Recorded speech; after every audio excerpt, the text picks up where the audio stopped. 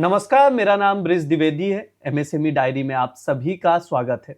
आज के इस शो में हम लोग समझने की कोशिश करेंगे कि कैसे एआई का इस्तेमाल करके जो भी स्मॉल इंडस्ट्रीज है या मीडियम एंटरप्राइजेस है या लार्ज स्केल पर काम कर रहे, वो अपने बिजनेस को कैसे ग्रो कर सकते हैं, कैसे और ज़्यादा आगे बढ़ा सकते हैं।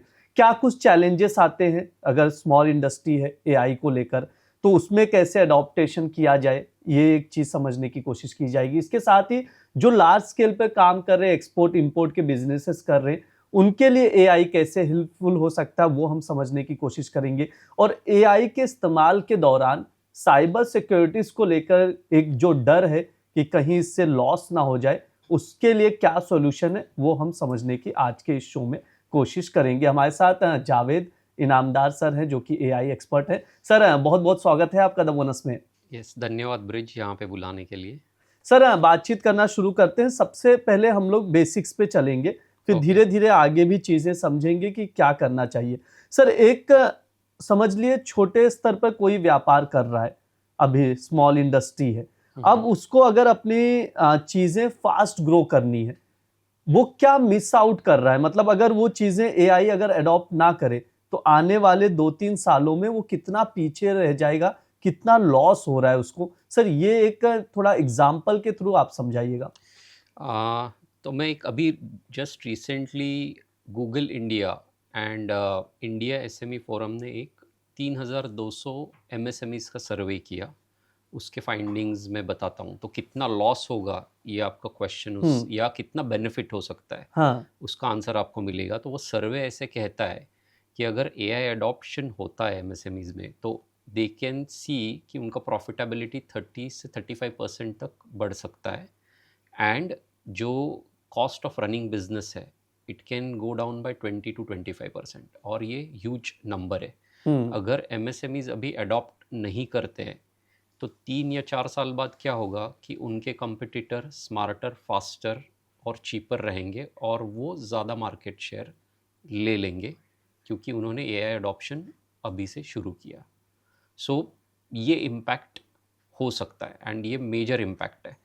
और क्या होता है कि एसएमईज के चैलेंजेस क्या है, अगर हम लोग ये सोचेंगे। सो चैलेंजेस राइट फ्रॉम बिजनेस लेके आने से शुरू होते हैं कि कस्टमर से रिक्वायरमेंट आई है, बट अभी मैं बहुत सारे एमएसएमईज से बात करता हूँ कि उनके पास टाइम ही नहीं है कि प्रपोजल बना के सबमिट करें। अभी सबसे पहले तो एआई इंटरवेंशन इधर ही आ गया कि आपको रिक्वेस्ट आई है तो आपने टाइमली रिस्पॉन्ड करना चाहिए, आपके प्रपोजल्स जाने चाहिए। और मैंने जब प्रपोजल स्टडी किए कुछ इंडस्ट्रीज़ के, तो मुझे ये रियलाइज़ हुआ कि 70% प्रपोजल का कंटेंट सेम ही रहता है। आप, क्योंकि आपके प्रोडक्ट फिक्स है, राइट। 30% इधर उधर होता है, राइट। सो अगर फर्स्ट लेवल प्रपोजल एआई ने बना लिया, आपने जस्ट रिव्यू करके भेज दिया, तो इमेजिन करो कि आप ज़्यादा से ज़्यादा क्लाइंट्स तक पहुंच पाओगे। सो ये प्रपोजल मेकिंग से शुरुआत हुई and it goes till the end कि आपका इनवॉइस आया है।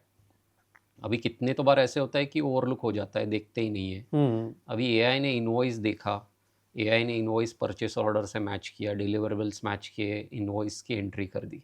सो end to end AI MSMEs को हेल्प कर सकता है, अगर वो ठीक से प्लान करके उसका अडॉप्शन शुरू करे तो। सर, आप इस इंडस्ट्रीज में कब से हैं, मतलब एआई एक्सपर्टीज में? मैंने मेरा करियर 2005 में शुरू किया। तब एआई ये टर्म उतना ज़्यादा यूज़ नहीं होता था। तब एडवांस एनालिटिक्स ये टर्म थे, या डेटा एनालिटिक्स। देन धीरे धीरे मशीन लर्निंग ये टर्म शुरू हो गई यूज़ करना। और 2019 के बाद एआई ये टर्म ज़्यादा प्रचलित हुई। और जब चैट जीपीटी आया, तो इट्स लाइक अवेयरनेस बहुत बढ़ गया एआई के बारे में। सो आप कह सकते हो कि भी 20 साल के ऊपर हो गए। सर, मुझे कोई एक ऐसा एग्जांपल दे सकते हैं कि आपने चीज़ें बताई हो कि एआई में आप ये चीज़ इस्तेमाल करो, ऐसे करो, और किसी कंपनी का पर्टिकुलर सेगमेंट में अच्छा ग्रो कर गया हो, मतलब रिजल्ट जो है उसका बहुत ज़्यादा चेंज हो गया हो? एग्जाम्पल लेता हूँ मैं डिमांड फोरकास्टिंग का। ओके, क्योंकि ये फोरकास्टिंग क्यों करना पड़ता है, क्योंकि आपके प्रोडक्ट का डिमांड क्या रहेगा month on month, may be quarter on quarter या ईयर ऑन ईयर। ये बहुत इम्पॉर्टेंट रोल प्ले करता है, क्योंकि अगर आप डिमांड फोरकास्ट ठीक से कर पाते हो, तो आगे का प्रोडक्शन प्लानिंग, या आपको जो इन्वेंट्री लेके आना है, ये सब कुछ बहुत आसानी से हो जाता है। अभी क्या होता है इनिशियली, अभी आप देखोगे तो डिमांड फोरकास्टिंग में देखता हूँ कि बहुत सारे कंपनीज अभी भी एक्सेल पे करते हैं। एक्सेल बुरा टूल नहीं, एक्सेल बहुत ही यूजफुल टूल है, बट जो इंटेलिजेंस लेके आना है वो पर्टिकुलर इसमें, अभी आप डिमांड फोरकास्टिंग एक आइसक्रीम कंपनी का सोच लो, राइट। मैंने एक कंज्यूमर प्रोडक्ट्स कंपनी के लिए काम किया है कि जिसके बहुत सारे एसक्यूज़ है, कुछ एसक्यूज़ का demand month on month flat रहता है, बट ऐसे बहुत सारे एसक्यूज़ है जो डिपेंड करते हैं, सीजनलिटी रहता है उसमें, वो डिपेंड करता है वेदर पे। जैसे मैंने आइसक्रीम का एग्जाम्पल की मैं बात कर रहा था, अभी आइसक्रीम का सेल कब बढ़ता है, जब टेम्परेचर हाई होते हैं। सो एंड नेसेसरी नहीं है कि वो सिर्फ समर में हो, कभी कभी अक्टूबर में भी टेम्परेचर्स बहुत हाई रह सकते हैं कि जब डिमांड बढ़ सकता है। अभी ये सारी चीज़ें एक्सेल में तो कैप्चर हो नहीं पाती है।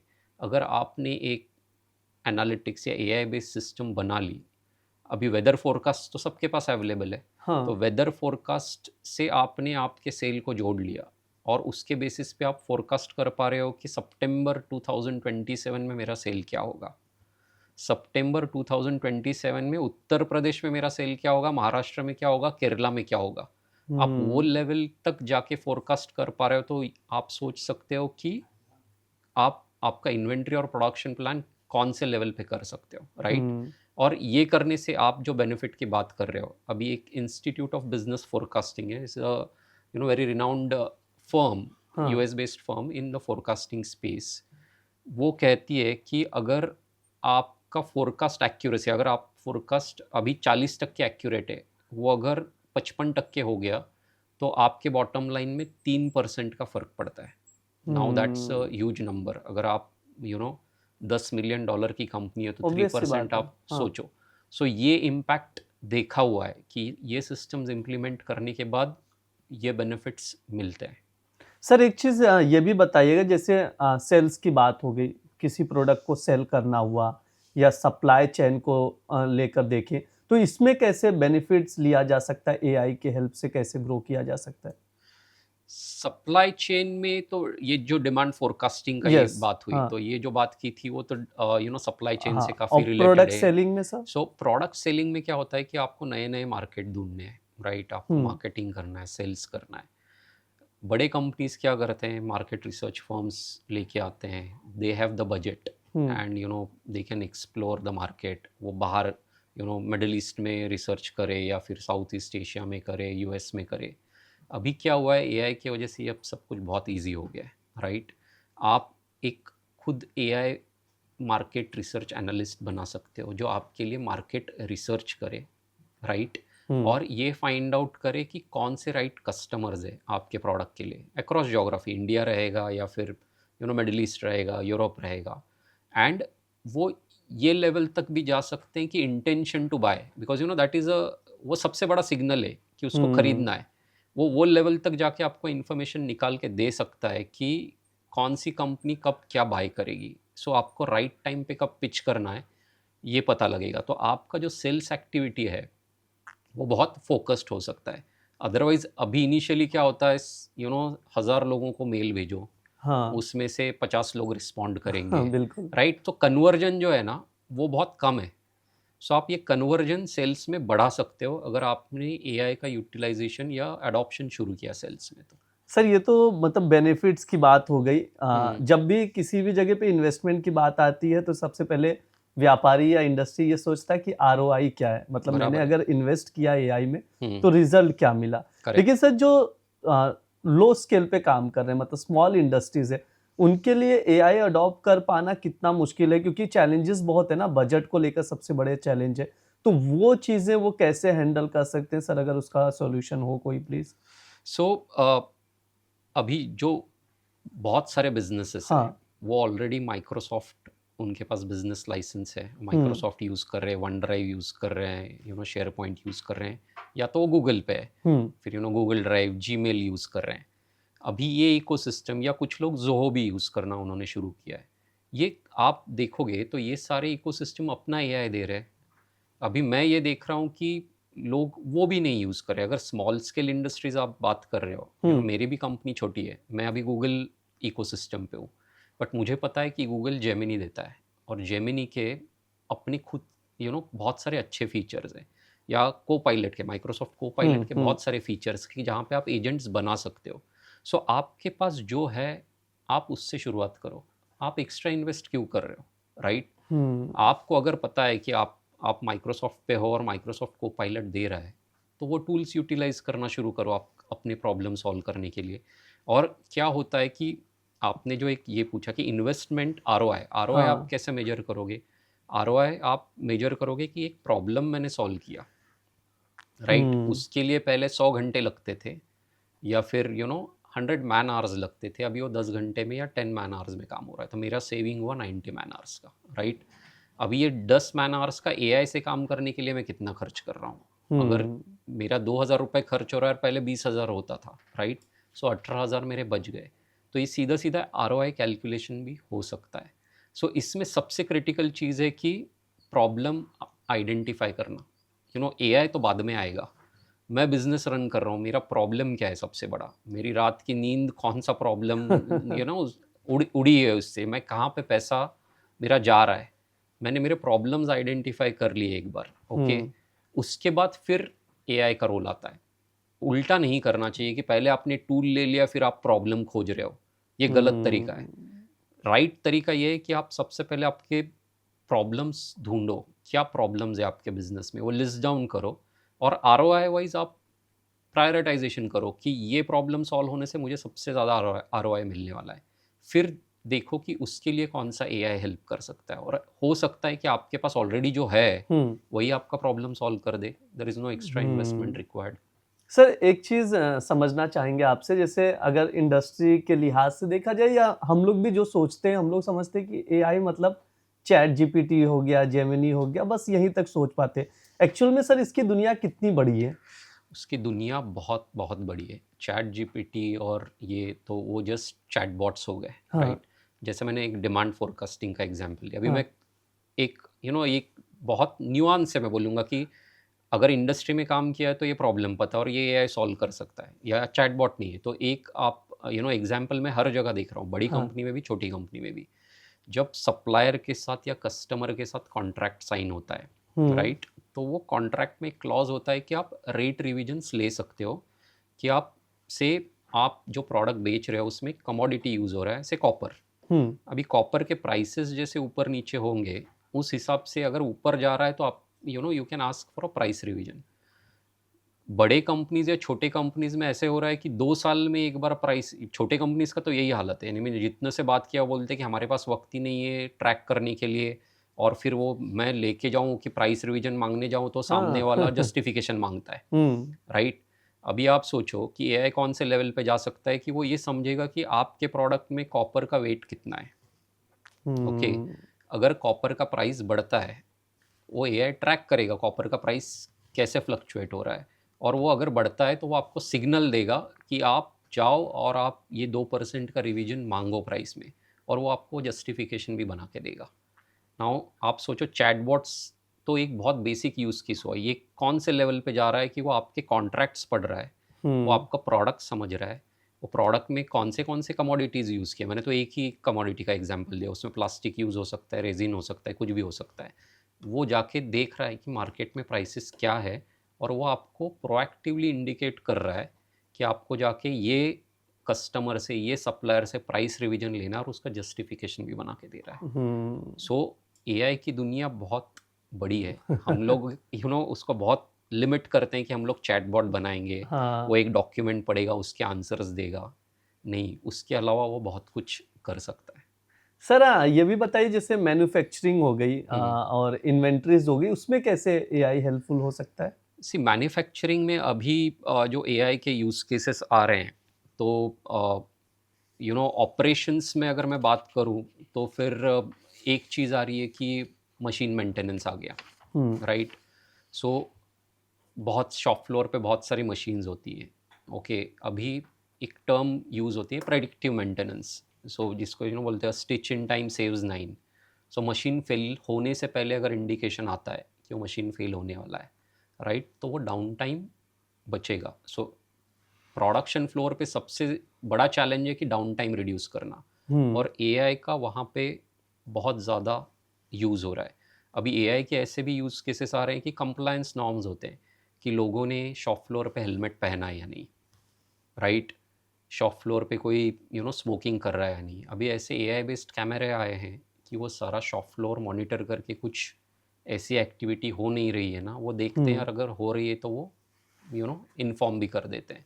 सो डाउन टाइम से लेके कंप्लायंस तक हर जगह पे अभी एआई का यूज़ हो रहा है। हर मशीन्स में आजकल सेंसर्स लगे होते हैं, वो सारा मशीन का डेटा कैप्चर करके आपको देते हैं और उससे बहुत सारी चीज़ें भी आपको पता लगती है। सर ये भी एक चीज़ बताना, जैसे कोई भी इंडस्ट्री है या कोई भी कंपनी है तो उसके इतने सारे बिल्स होते हैं, इतने सारे डेटा होते हैं, तो उसको कैसे मतलब सेग्रीगेट किया जाए एआई के हेल्प से, कैसे चीज़ें क्लियर रहें, बिल्स एक जगह पे इकट्ठा हो जाएं, बहुत ज़्यादा मेहनत ना करना पड़े, क्योंकि पहले रजिस्टर बनाए जाते थे और चीज़ें अब तो चलो एक्सेल पे आ चुके हैं, लेकिन अभी भी सर किन चीज़ों में काम करने की ज़रूरत है? सो अभी आप सोचोगे तो बिल कैसे आ रहे हैं? बिल या तो आपको पेपर बेस्ड आ रहा है या तो आपको ईमेल से आ रहा है। हाँ। अगर आपने आपका कोपायलट पे एक एजेंट लिख दिया जो आपके मेल बॉक्स को एक्सेस है, वो इनवॉइस आते ही वो इनवॉइस के मेल्स अलग कर सकता है, या अटैचमेंट आई है इनवॉइस की तो वो पढ़ के वो डायरेक्ट टैली में एंट्री भी कर सकता है। या आपका पेपर इनवॉइस आ रहा है, आप स्कैन कर दो ओसीआर के थ्रू, वो रीड करके वापस वो कंटेंट ये कर लेगा, राइट? सो आपका ये जो पूरा मैनुअल काम है, स्पेशली अकाउंटिंग में बहुत सारी चीज़ें करनी पड़ती है। सो एआई ये सब कुछ कर सकता है। आपका इनवॉइस आया है तो पीओ से मैच करना, डिलीवरेबल से मैच करना, ये तो बेसिक ये हुआ। इवन आपका कैश पोजीशन बताना, कितने तो ओनर्स को ये पता नहीं होता है कि मेरा बिजनेस प्रॉफिट में चल रहा है या लॉस में चल रहा है। मेरे 10 सर्विसेज है या 10 कस्टमर है, कौन से कस्टमर पे मैं पैसा कमा रहा हूँ, कौन से कस्टमर पे पैसा जा रहा है। एआई वो लेवल तक एनालिसिस करके आपको बता सकता है। सो डॉक्यूमेंटेशन का तो आपने बहुत अच्छा पॉइंट बताया, बट बियॉन्ड डॉक्यूमेंटेशन वो पढ़ के जो इंटेलिजेंस गैदर करता क्योंकि है। सर बहुत सारे ऐसे मतलब कंपनीज हैं जहाँ पे एम्प्लॉय भी नहीं मिल पाते, कॉस्ट सही लोग मिल पाना, ये सब काफ़ी ज़्यादा है, तो ऐसे में ये चीज़ें बहुत हेल्पफुल हो सकती है, राइट बहुत सर? ज़्यादा, बहुत ज़्यादा। अभी कुछ एमएसएमई क्लस्टर्स में मैं जाता हूँ, तो वहाँ पे अभी मैं कोल्हापुर क्लस्टर में गया था, वहाँ पे फाउंड्रीज़ है। वहाँ पे मैंने देखा कि अकाउंटेंट ही नहीं मिल रहे लोगों को, राइट?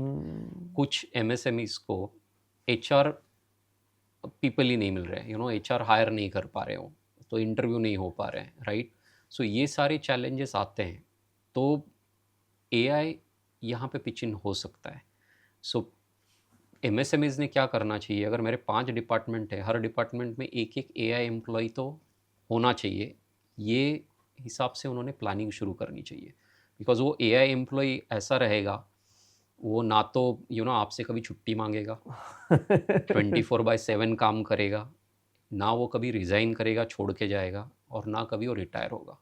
सो ये तरीके से आप प्लान करोगे तो आपका डॉक्यूमेंटेशन से लेके इंटरव्यूइंग तक बहुत सारी चीज़ें एआई कर सकता है। तो सर नौकरियों की जो खतरे की ज़िक्र होता है बार-बार कि एआई कंप्लीटली आने से तो नौकरियां खतरे में पड़ जाएगी। क्या उसे भी आप एक्सेप्ट कर रहे हो? क्योंकि जिस तरह से चीज़ें हैं, कहा भी जा रहा है कि आने वाले समय पर रिप्लेस हो सकती है। पॉसिबल है सर चीज़ें? कुछ हद तक होगा, इसके 2 आंसर्स हैं, ओके? कुछ हद तक पॉसिबल है, बट अभी आप सोचो ना कि अगर कुछ गलत होता है, हाँ। अकाउंटेबल कौन रहेगा? हम एआई को अकाउंटेबल नहीं पकड़ सकते, राइट? हमेशा हमको कोई ह्यूमन लगेगा, ऑब्वियस सी बात है। राइट? सो ह्यूमन रिप्लेस नहीं होगा, यानी कुछ हद तक जॉब ये होंगे, बट जो रिपीटेटिव काम है, आप सोचो ना, सेल्स टीम है मेरा, अगर मेरे सेल्स टीम का मैंने लोड कम कर दिया, ये बाकी सर्च करना या फिर डॉक्यूमेंटेशन या कुछ पैम्पलेट्स या प्रपोजल्स बनाना, तो एक्चुअली सेल्स के काम पे फोकस कर सकते हैं ना, वो हाई वैल्यू काम कर सकते हैं, उनका रिपीटेटिव काम एआई ले लेगा, राइट? कुछ हद तक रिपीटेटिव जॉब्स जाएंगे, बट ऐसा मुझे नहीं लगता है कि एआई कंप्लीटली इमीडिएट फ्यूचर में, तो ऐसे मुझे दिखता नहीं है कि वो होगा। मेरा कहना उल्टा है कि एआई मेरा रिपीटेटिव काम कर रहा है ना, तो मुझे और ज़्यादा अच्छा क्रिएटिव चैलेंजिंग काम करने का अवसर मिलेगा।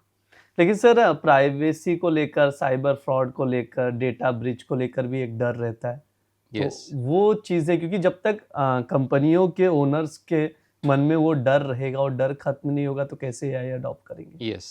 सो सबसे पहले उन्होंने क्या करना चाहिए कि एम्प्लॉयज़ का ट्रेनिंग शुरू करना चाहिए कि जो अभी क्या होता है, मैं देखता हूँ कि एम्प्लॉयज़ अभी चैट जीपीटी फ्री अकाउंट आप बना सकते हो या कोई भी एआई टूल का फ्री अकाउंट पे वो कंपनी का कॉन्फिडेंशियल डेटा या प्रपोजल्स बनाने की कोशिश करते हैं। ये नहीं करना चाहिए। तो आप पहले एम्प्लॉय अवेयरनेस लेके आओ। अगर आपका बिजनेस अकाउंट है, माइक्रोसॉफ्ट के साथ है, गूगल के साथ है, राइट, उसके साथ उनका एआई आ रहा है, राइट, वहाँ पे जब आप यूज़ करते हो तो आप प्रोटेक्टेड हो क्योंकि आपका बिजनेस अकाउंट है, बाय कॉन्ट्रैक्ट दे से कि वो आपका डेटा ट्रेनिंग के लिए नहीं यूज़ करेंगे, राइट।